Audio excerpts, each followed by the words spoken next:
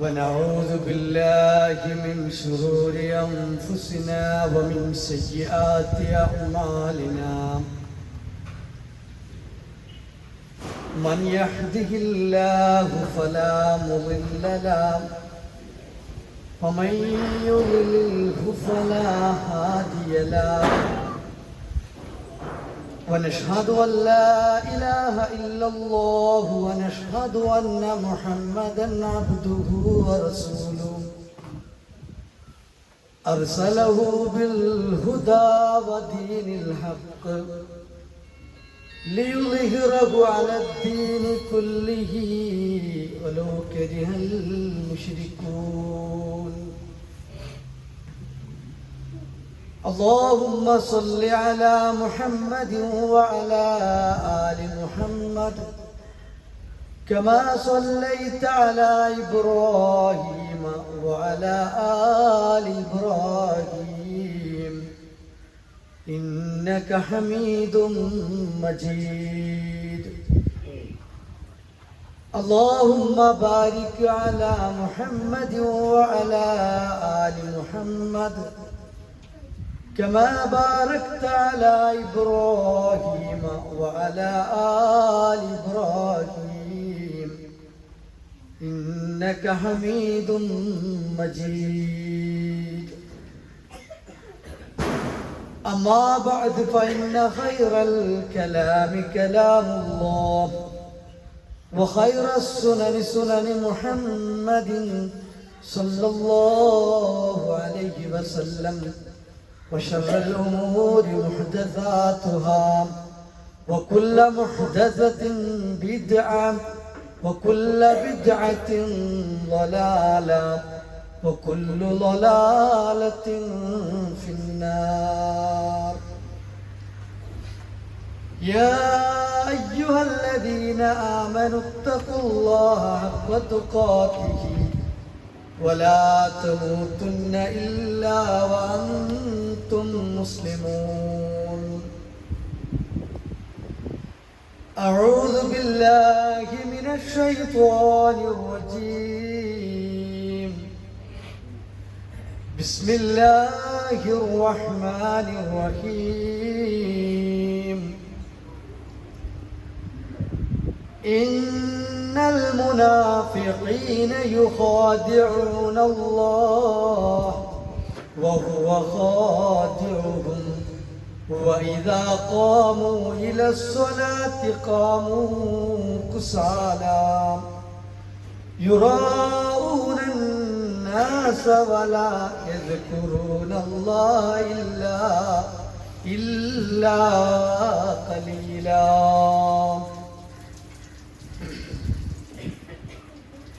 സ്നേഹമുള്ള വിശ്വാസികൾ, അല്ലാഹു സുബ്ഹാനഹു തആലയുടെ കൽപ്പനാ നിർദ്ദേശങ്ങൾ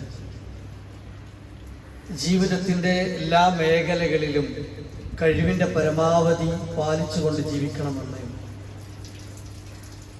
സ്വയം ബാധ്യതയുള്ളതോടൊപ്പം നിങ്ങളോട് ഓരോരുത്തരോടും ഉപദേശിക്കുകയാണ്, വസിയ്യത്ത് ചെയ്യുകയാണ്.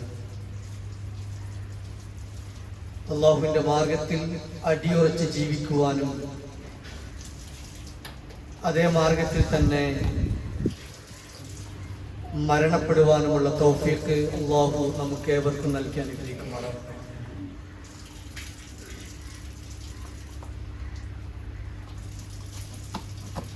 അള്ളാഹുവിൻ്റെ മഹത്തായ അനുഗ്രഹം കൊണ്ട് ഈ ഭൂമി ലോകത്ത് ജീവിക്കുവാൻ അവസരം ലഭിച്ച ആളുകളാണ് നമ്മളെല്ലാവരും. ഈ ഒരു സന്ദർഭത്തിൽ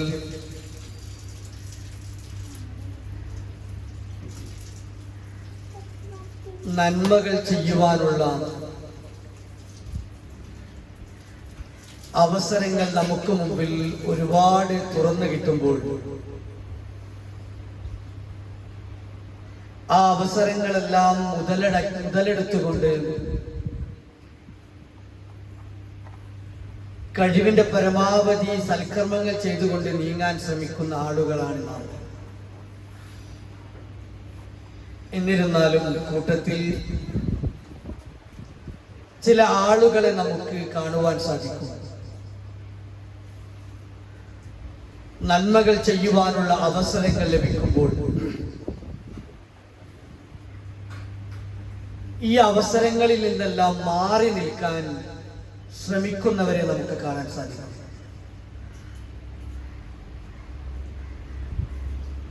അത് ഏതൊരു മേഖലയിലായിരുന്നാലും ആ മനുഷ്യർ നന്മകളിൽ നിന്നും പതുക്കെ അകന്നുകൊണ്ടേ ആയിരിക്കും ജീവിക്കുന്നത്.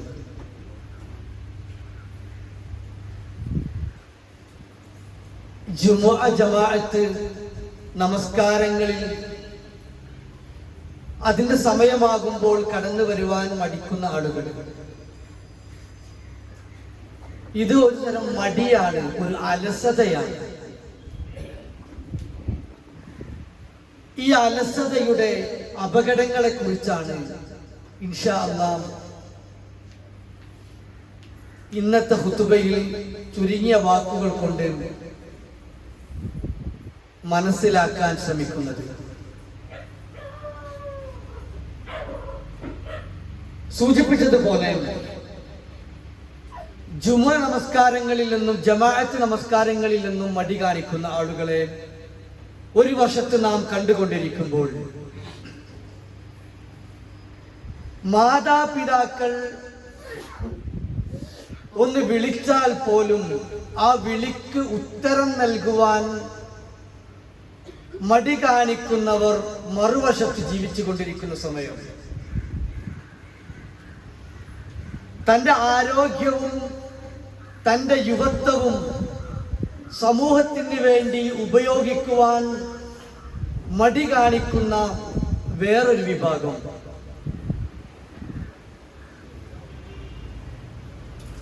ഇത്തരത്തിൽ മടി കാണിക്കുന്ന വിഭാഗങ്ങൾ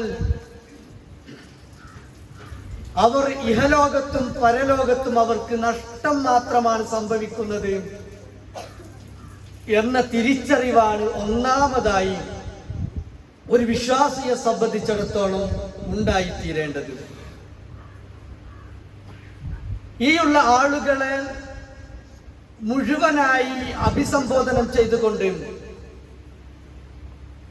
പരിശുദ്ധമായ ഖുർആൻ അഥവാ അല്ലാഹു സുബ്ഹാനഹു തആല ആവശ്യപ്പെടുന്നത്,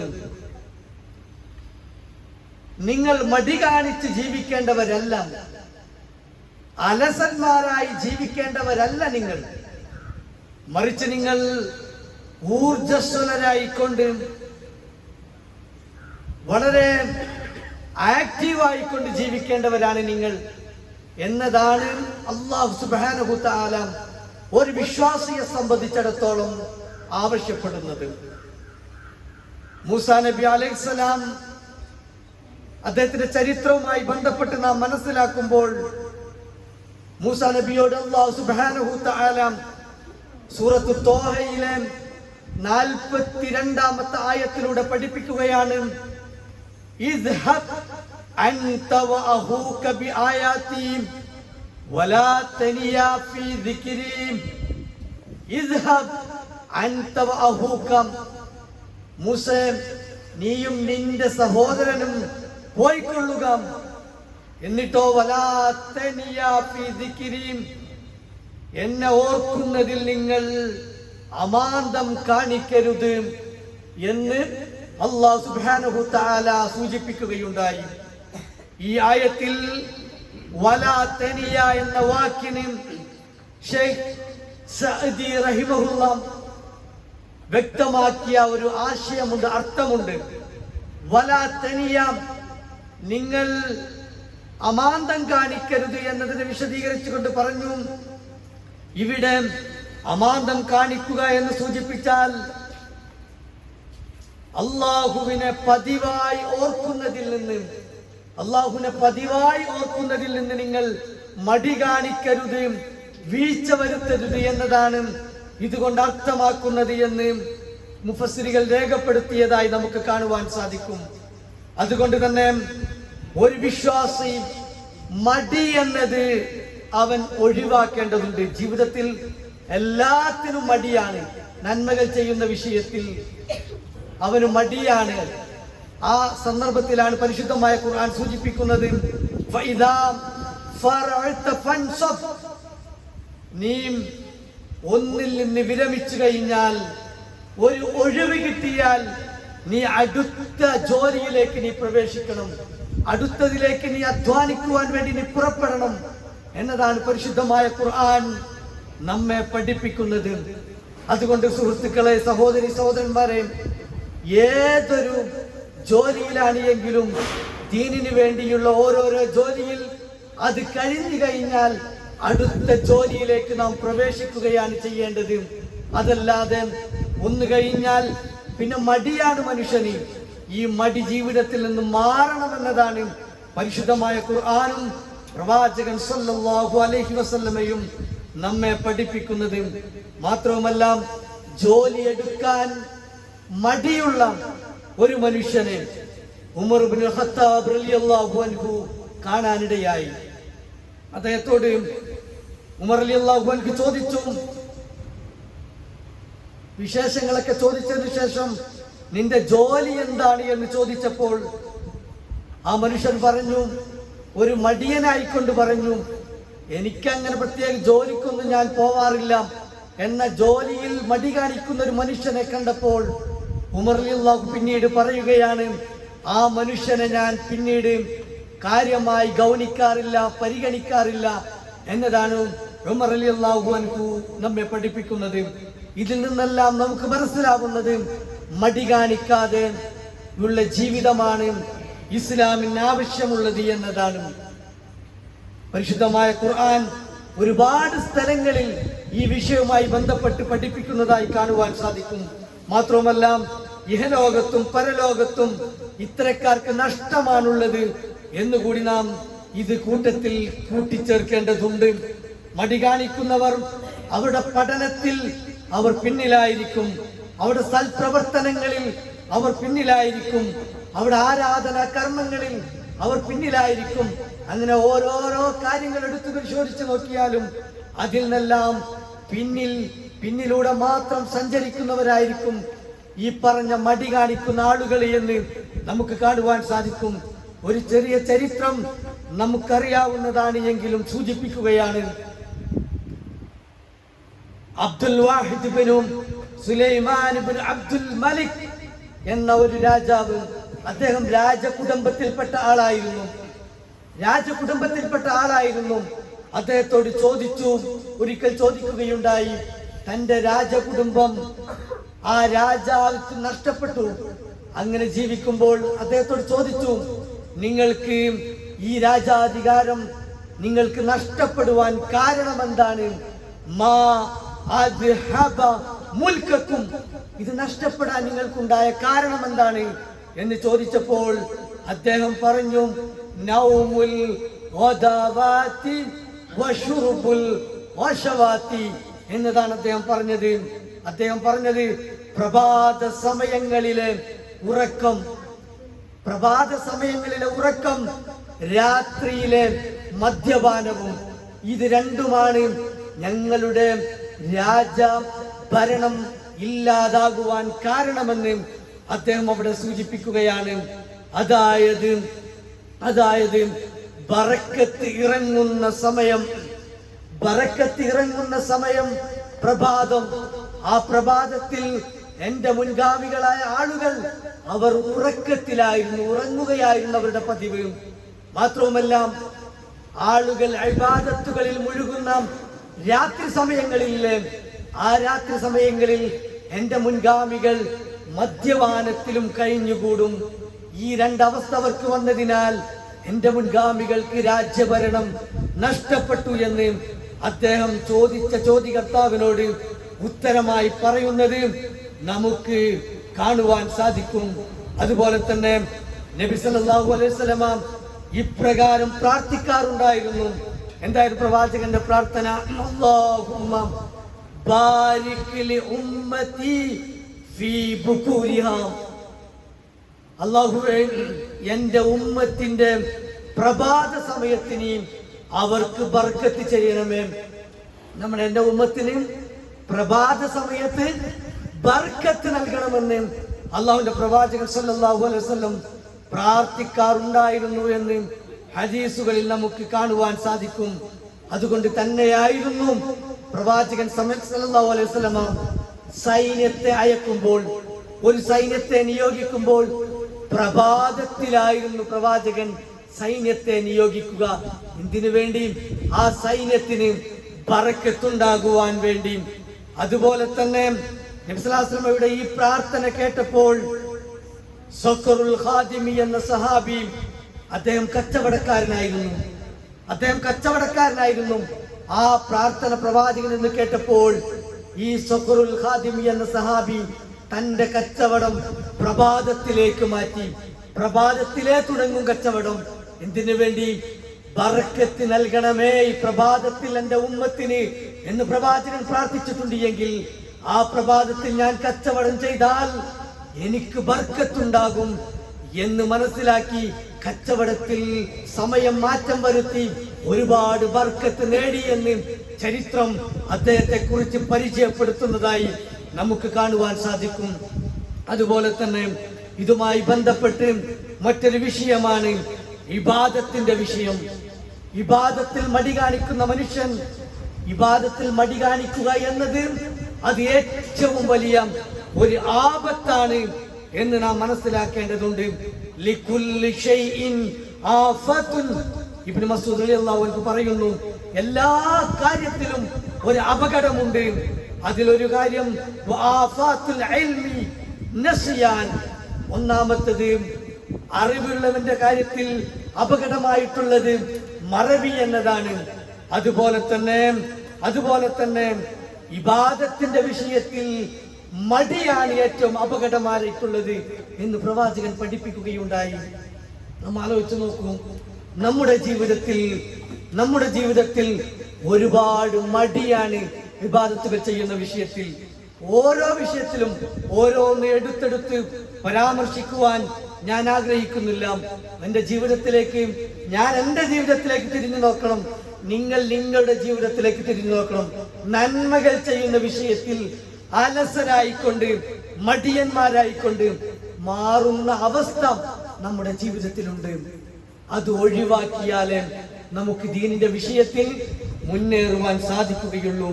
മാത്രമല്ല പ്രവാചകൻ സല്ലല്ലാഹു അലൈഹി വസല്ലം സൂചിപ്പിക്കുകയുണ്ടായി, യാ ബുനയ്യ ഇയ്യാക വൽ കസ്ൽ.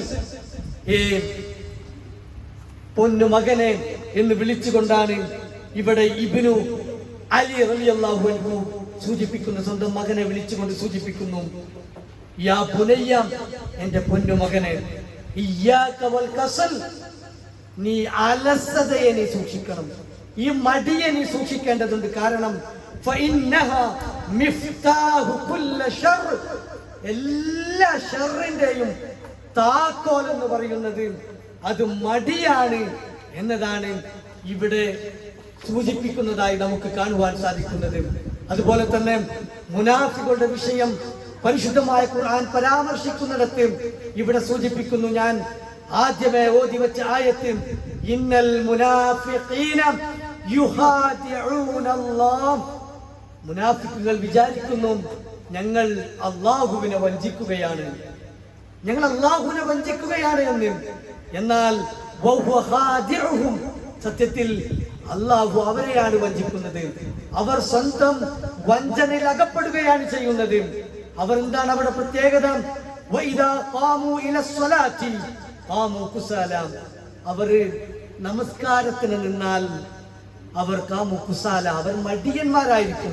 നമസ്കാരത്തിലേക്ക് വന്നു നിന്നാൽ മടിയന്മാരായിക്കൊണ്ട്, അലസന്മാരായിക്കൊണ്ടായിരിക്കും അവർ സഫിൽ നിൽക്കുക. അവരെന്തിനാണ് വന്നത് പോലും അവർക്ക് ഓർമ്മ ഉണ്ടാവില്ല. നമസ്കാരത്തിലേക്ക് വരും, സഫിൽ നിൽക്കും, വളരെ മടിയന്മാരായിക്കൊണ്ട്. ആ നിന്നതിന് ശേഷമായിരിക്കും അവന്റെ എല്ലാ കാര്യങ്ങളും ഒരുപക്ഷെ അവൻ ഓർമ്മ വരുന്നത്, മറന്നുപോയ കാര്യങ്ങൾ ഓർക്കുന്ന സമയം. അങ്ങനെ നിൽക്കുന്നു, സഫിൽ നിൽക്കുന്നു, കൈകെട്ടുന്നു, ഏതൊക്കെയോ ലോകത്തേക്ക് കടന്നു പോകുന്നു. മടിയന്മാരായിക്കൊണ്ട് നമസ്കരിക്കുന്ന ആളുകൾ. ഇത് മുനാഫിക്കീങ്ങളുടെ കുറിച്ച് പരിശുദ്ധമായ ഖുർആൻ പരാമർശിച്ചതാണ്. ഈ ഒരു ചിന്ത നമ്മൾ നമസ്കരിക്കുമ്പോൾ നമ്മുടെ ജീവിതത്തിൽ ഉണ്ട് എങ്കിൽ നമ്മുടെ സ്ഥാനം എവിടെയാണ് എന്ന് നാം ഓരോരുത്തരും ആലോചിക്കേണ്ടതുണ്ട്. മാത്രവുമല്ല തുടർന്നു കൊണ്ട് ഖുർആൻ പറഞ്ഞു,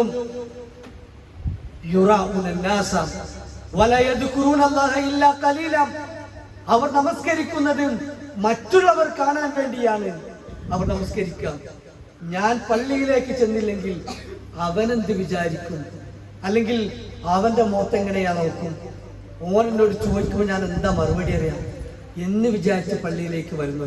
മറ്റുള്ളവർ കാണാൻ വേണ്ടി പള്ളിയിൽ നമസ്കാരിച്ചു വരുന്ന ആളുകൾ മുനാഫിക്കുകൾപ്പെട്ടവരാണ് എന്ന് പരിശുദ്ധമായ ഖുർആൻ പറയുമ്പോൾ, നമ്മുടെ കൂട്ടത്തിൽ ആരെങ്കിലും അങ്ങനെ ഓനോട് എന്ത് പറയും, ഓനെന്ത് വിചാരിക്കും എന്ന് വിചാരിച്ച് പള്ളിയിലേക്ക് കടന്നു വരുന്നവരുണ്ടോ എങ്കിൽ നാമും ഏത് പട്ടികയിലായിരിക്കുമെന്നും പട്ടികയിലാണ് പേര് ഉൾപ്പെടുക എന്നും ഞാൻ അടക്കമുള്ള ആളുകൾ ഓരോരുത്തരും ആത്മാർത്ഥമായി ആ വിഷയത്തിൽ ആലോചിക്കേണ്ടതുണ്ട്. അതുപോലെ തന്നെ മടി എന്ന് പറയുന്നത് അത് പിശാചിന്റെ ഒരു അമ്പാണ്. പിശാചിന്റെ അമ്പാണ് മടി എന്ന് പറയുന്നത്. പ്രവാചകൻ സല്ലല്ലാഹു അലൈഹി വസല്ലം പറഞ്ഞു, അശ്ശൈത്വാനു ജാസിമുൻ അലാ ഖൽബി ഇബ്നി ആദം ഫഇദാ ദക്കറല്ലാഹ ഖനസ ഫഇദാ ഗഫല വസ്വസ. ഇബ്നു അബ്ബാസ് റളിയല്ലാഹു അൻഹു പറഞ്ഞു, മനുഷ്യ ഹൃദയത്തിൽ പിശാച് എപ്പോഴും സന്നിഹിതനാണ്. മനുഷ്യ ഹൃദയത്തിൽ പിശാച് എപ്പോഴും ഹാജരാണ്. എന്നാൽ മനുഷ്യൻ അല്ലാഹുവിനെ കുറിച്ചുള്ള ചിന്തയെക്കുറിച്ച് മറക്കുന്ന സമയത്ത് പിശാച് അങ്ങനെ ദുർബോധനം ചെയ്തുകൊണ്ടിരിക്കും. അല്ലാഹുവിനെ കുറിച്ചുള്ള ഓർമ്മയിൽ നിന്ന് മനസ്സകന്നു പോയിക്കൊണ്ടിരിക്കുമ്പോൾ മനസ്സിൽ സന്നിഹിതനായ പിശാച് മനുഷ്യനിൽ ദുർബോധനം ചെയ്തുകൊണ്ടിരിക്കും. എന്നാൽ അവൻ അല്ലാഹുവിനെ കുറിച്ച് ഓർത്താൽ പിശാച് അവനിൽ നിന്നും പിന്തിരിഞ്ഞോടും എന്ന് പ്രവാചകൻ സല്ലല്ലാഹു അലൈഹി വസല്ലം സൂചിപ്പിച്ചതായി നമുക്ക് കാണുവാൻ സാധിക്കും. അതുകൊണ്ട് തന്നെ സഹോദരന്മാരെ, പിശാചിന്റെ സാന്നിധ്യം നാം തിരിച്ചറിയേണ്ടതുണ്ട്.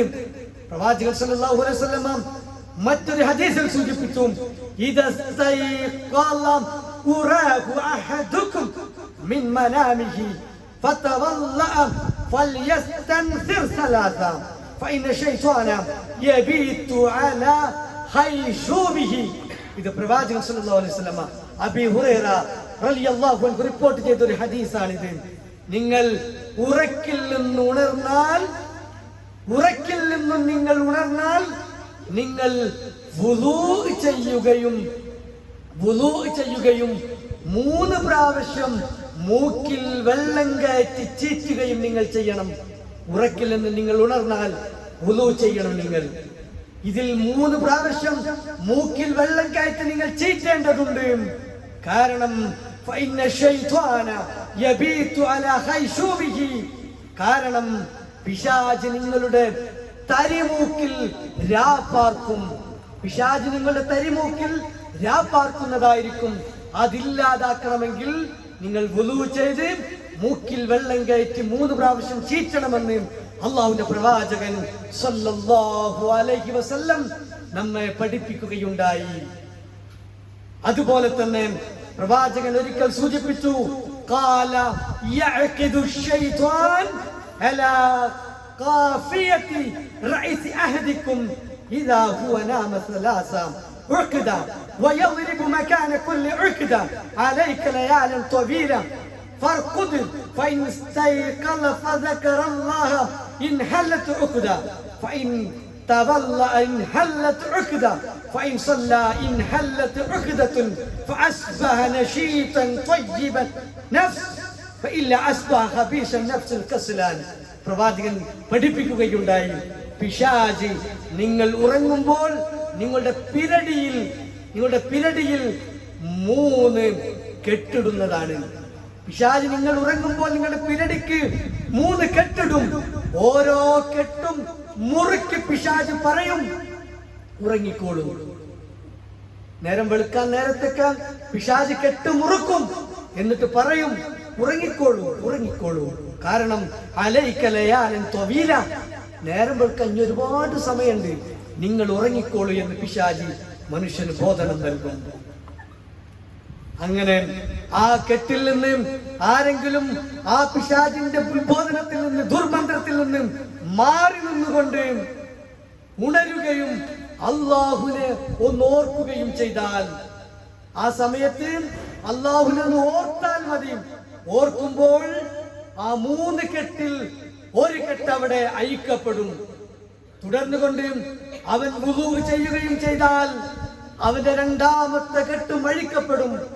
അതിനുശേഷം 3ാമത്തെ കർമ്മം നമസ്കരിക്കുകയും ചെയ്താൽ അവന്റെ 3 കെട്ടും അഴിയും. മാത്രവുമല്ല, ആ മനുഷ്യൻ അതോടുകൂടി നല്ല ഉന്മേഷത്തോടുകൂടി അവന്റെ പ്രഭാതത്തിലേക്ക് പ്രവേശിക്കും. അള്ളാഹുവിനെ ഓർത്ത് വുളൂ ചെയ്ത് നമസ്കാരം നിർവഹിച്ച് പിശാചിന്റെ 3 കെട്ടുകളിൽ നിന്നും അഴിഞ്ഞ് പ്രഭാതത്തിലേക്ക് അവൻ പ്രവേശിക്കുമ്പോൾ ഉന്മേഷത്തോടുകൂടി അവൻ പ്രവേശിക്കും. എന്നാൽ പിശാചിന്റെ വാക്ക് കേട്ട് ഉഷാറായി ഉറങ്ങി, വുളൂവുമില്ല, നമസ്കാരവുമില്ല, അങ്ങനെ അവൻ എഴുന്നേറ്റാലും ഒരു ഉന്മേഷവുമില്ലാതെ മടിയനായി, ദുഷിച്ചവനായി അവൻ പ്രഭാതത്തിലേക്ക് പ്രവേശിക്കുകയും ചെയ്യുമെന്ന് പ്രവാചകൻ സല്ലല്ലാഹു അലൈഹി വസല്ലം പഠിപ്പിച്ചതായി നമുക്ക് കാണുവാൻ സാധിക്കും. കൂട്ടത്തിൽ പ്രവാചകൻ പറഞ്ഞു, ഒരുപാട് ആളുകളെ നിങ്ങൾക്ക് കാണാൻ കഴിയും. നാട്ടില് ഒരുപാട് ആളുകളെ കാണാൻ കഴിയും. ഏതുപോലെ? 100 ഒട്ടകങ്ങളെ കാണുന്നത് പോലെ. എന്നാലും ആ 100 ഒട്ടകത്തിന് ഒരൊറ്റൊന്നു പോലും യാത്രക്ക് കൊള്ളുന്നതുണ്ടാവില്ല എന്ന് പറഞ്ഞാൽ നിങ്ങൾക്ക് മനസ്സിലായി കാണും. പ്രവാചകൻ സൂചിപ്പിച്ചത് ഒരുപാട് ആൾക്കാരെ കാണാം, പക്ഷെ ഇവരൊന്നും ദീനിന്റെ വിഷയത്തിൽ പോരാത്തവരായിരിക്കും എന്നതാണ് ഈ വിഷയവുമായി ബന്ധപ്പെട്ട് പ്രവാചകൻ സല്ലല്ലാഹു അലൈഹി വസല്ലം പഠിപ്പിച്ചത്. അതുകൊണ്ട് ഈ കാര്യങ്ങളൊക്കെ സൂചിപ്പിച്ചത് മടിയന്മാരായിക്കൊണ്ട്, അലസരായിക്കൊണ്ട്, സുബഹിക്ക് ജമാഅത്തിന് പോലും വരാൻ സാധിക്കാതെ പിശാചിന്റെ ദുർമന്ത്രം കേട്ടുകൊണ്ട്, പിശാചിന്റെ കെട്ടിലകപ്പെട്ടുകൊണ്ട് കിടന്നുറങ്ങിക്കഴിഞ്ഞാൽ അവൻ ദുഷിച്ചവനായിക്കൊണ്ടായിരിക്കും ഉണരുക. അതുകൊണ്ട് മടിയെല്ലാം മാറ്റി പിശാചിന്റെ ദുർമോദനം വരുമ്പോൾ പുതച്ചു മൂടിയ പുതപ്പിനെ തട്ടി മാറ്റിക്കൊണ്ട് പള്ളിയിലേക്ക് വരാൻ നമുക്ക് സാധിക്കണം. അപ്പോഴേ നമുക്ക് ഈമാൻ പൂർത്തിയാക്കാൻ സാധിക്കുള്ളൂ എന്ന് നാം മനസ്സിലാക്കുക. അതുകൊണ്ട് തന്നെ ഈ മടിക്കൊക്കെ എല്ലാ അസുഖത്തിനും പടച്ചറപ്പ് ചികിത്സ. മടിക്കുണ്ട് ചികിത്സ, മടിക്കുണ്ട്. എന്താ മടിക്കുള്ള ചികിത്സ? ഒന്നുമില്ല, എപ്പോഴും അള്ളാഹുവിനോട് സഹായം ചോദിക്കണം. ഈ മടിയൊക്കെ ഒന്ന് മാറിക്കിട്ടാൻ പടച്ചവനോട് സഹായം ചോദിക്കാം. അതന്നെയാണ് 1ാമത്തെ ചികിത്സ എന്ന് പറയുന്നത്. പ്രവാചകൻ സല്ലല്ലാഹു അലൈഹി വസല്ലം സദാസമയം ഈ മടിയിൽ നിന്നൊക്കെ രക്ഷപ്പെടാൻ വേണ്ടി പ്രാർത്ഥിക്കാറുണ്ടായിരുന്നു. പ്രവാചകന് മടി ഉണ്ടായിട്ടല്ല, എന്നാലും മടിയിൽ നിന്നൊക്കെ രക്ഷ ലഭിക്കാൻ പ്രവാചകൻ സദാസമയം പ്രാർത്ഥിക്കാറുണ്ടായിരുന്നു. ആ പ്രാർത്ഥന നാം ഒന്ന് അടിവരയിട്ട് മനസ്സിലാക്കണം. അറിയാത്തവരാണെങ്കിൽ വളരെ ശ്രദ്ധയോടുകൂടി ആ വാചകം ശ്രദ്ധിക്കേണ്ടതുണ്ട്. പ്രവാചകൻ പറയും, അല്ലാഹുമ്മ ഇന്നി അഊദു ബിക മിനൽ കസ്ൽ. അല്ലാഹുമ്മ ഇന്നി അഊദു ബിക മിനൽ കസ്ൽ വ അഊദു ബിക മിനൽ ജുബ്ൻ വ അഊദു ബിക മിനൽ ബുഖൽ.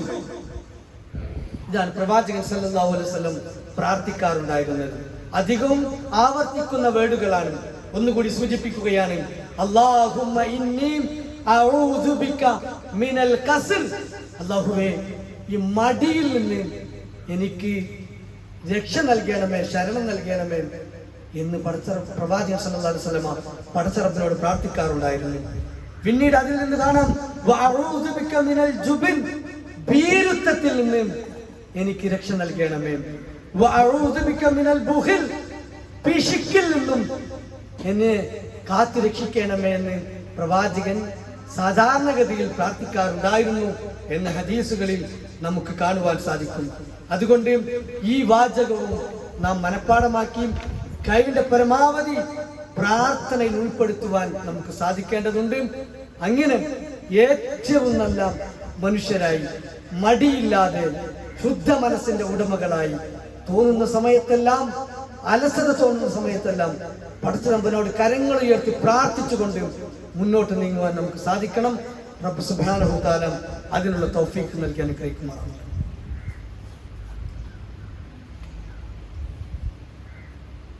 അൽഹംദുലില്ലാഹ് വസ്സലാത്തു വസ്സലാമു അലാ അഷ്റഫിൽ മുർസലീൻ വഅലാ ആലിഹി വസഹ്ബിഹി അജ്മഈൻ അമ്മാ ബഅദ്.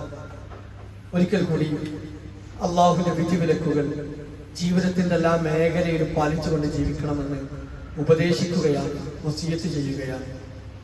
നാം ഇതുവരെ പറഞ്ഞു വന്നത് മനുഷ്യന്മാരെ അലസതയെക്കുറിച്ചാണ്, മടിയെക്കുറിച്ച്. ഇതെല്ലാം പൈശാചികമായ പ്രയാസപ്പെടുത്തലുകളാണ് എന്ന് മനസ്സിലാക്കിക്കൊണ്ട് അല്ലാഹു സുബ്ഹാനഹു തആലയോട് പ്രാർത്ഥിച്ചുകൊണ്ട് അലസതയിൽ നിന്നും മടിയിൽ നിന്നും മാറണം എന്നതിനെ കുറിച്ചാണ് ചുരുങ്ങിയ സമയത്തിൽ സൂചിപ്പിച്ചു വന്നത്. അതുപോലെ തന്നെ നബി സല്ലല്ലാഹു അലൈഹി വസല്ലം സൂചിപ്പിക്കുകയുണ്ടായി, ജനങ്ങളിൽ ഏറ്റവും അശക്തൻ എന്ന് പറയുന്നത് പ്രാർത്ഥിക്കാൻ തന്നെ മടി കാണിക്കുന്നവരാണ്. വലിയ മടിയന്മാരുണ്ടാവും, ഓരോടാണ് മടി മാറാൻ പ്രാർത്ഥിക്കണം എന്ന് പറയുന്നത്. എന്നാൽ അവർക്ക് പ്രാർത്ഥിക്കാൻ തന്നെ മടിയുള്ള മടിയന്മാരുണ്ടാവും. അങ്ങനത്തെ ആൾക്കാരും നമ്മുടെ കൂട്ടത്തിലുണ്ടാവും. അതൊക്കെ ഒന്ന് മാറ്റി. എന്നാൽ ഈ മനുഷ്യന്മാർ മനസ്സിലാക്കേണ്ടത് അള്ളാഹുവിന്റെ ഇബാദത്തുകളിൽ പടച്ച റബ്ബിനു വേണ്ടി നാം ചെയ്യുന്ന കർമ്മങ്ങൾ അതെല്ലാം മടിയോട്, നിസ്കാരാണെങ്കിലും സുന്നത്ത് നോമ്പാണെങ്കിലും അതുപോലെ ദാനകർമ്മങ്ങളാണെങ്കിലും അതുപോലെ തന്നെ ഒരുപാട് പുണ്യകർമ്മങ്ങൾ, ഇതൊന്നിനും ഈ മടി കാണിക്കുന്ന മനുഷ്യരുണ്ടല്ലോ, ഇവര് അല്ലാഹു സുബ്ഹാനഹു തആല നമുക്ക് നൽകുന്ന ഓഫറിനെ കുറിച്ച് ഒന്ന് മനസ്സിലാക്കിയിരുന്നുവെങ്കിൽ അവന് മടിയൊക്കെ ഒന്ന് മാറുമായിരുന്നു എന്ന് പ്രവാചകൻ പഠിപ്പിക്കാൻ.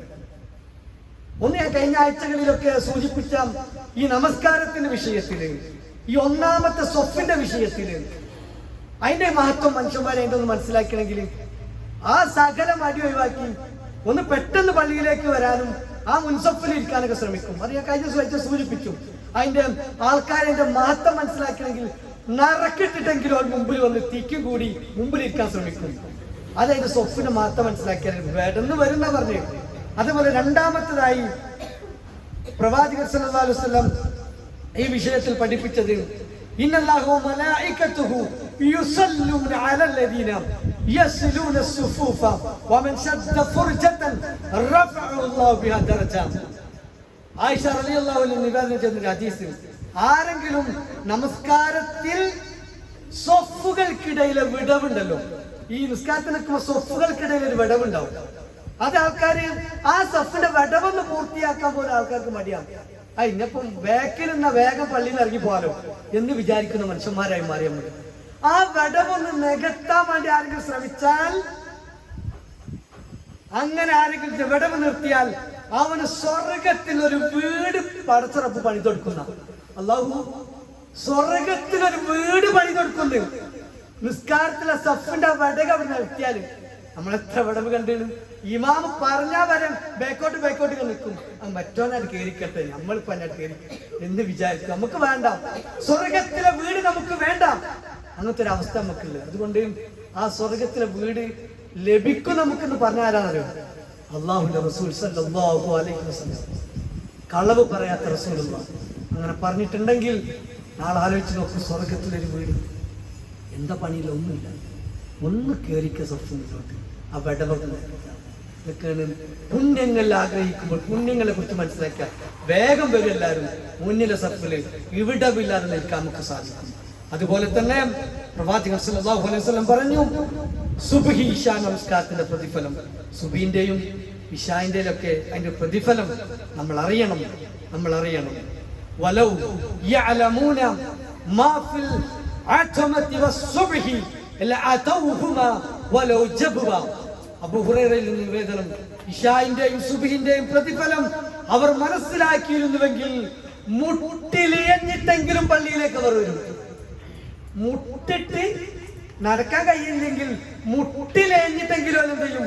സുബ്ഹിക്കും ഇശായിനും പള്ളിയിലേക്ക് വരും. ഇതിന്റെ പ്രതിഫലം മനസ്സിലാക്കിയാൽ. എന്നാലോ നമുക്ക് ഏറ്റവും മടിയതാ സുബ്ഹി ഇശാ, ഇത് രണ്ടും നമുക്ക് ഏറ്റവും മടി അല്ലേ?